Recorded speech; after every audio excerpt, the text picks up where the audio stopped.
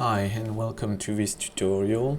Today I'm going to show you how to assess your employee for auto-enrollment. Just as a reminder, as an employer, you are due to enroll your employee into a pension scheme if they are eligible for it. If you are unclear about it, please feel free to reach out and we will be more than happy to ask any question you may have.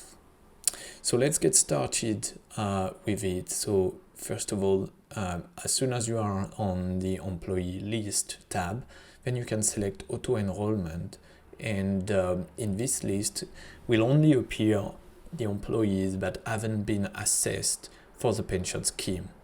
So from this screen you can do it in one go or do it individually, like now by clicking on this button. So I'm going to assess Robert. I have the result of the assessment straight away, so Robert is eligible for the pension scheme, so I'm due to enroll him into a scheme. Otherwise, you can click on the purple button and you will assess all the workers from the list in one go. So you can see that you have eligible and non-eligible workers. You can find more information about non-eligible workers in our guide.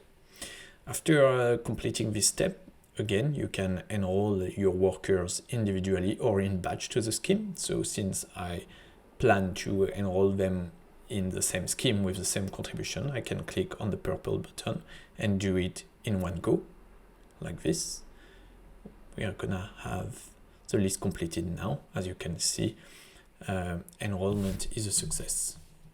As I mentioned earlier, you can create multiple schemes, including connecting with a pension provider approved by the pension regulator, and we will see that in another video. Thank you.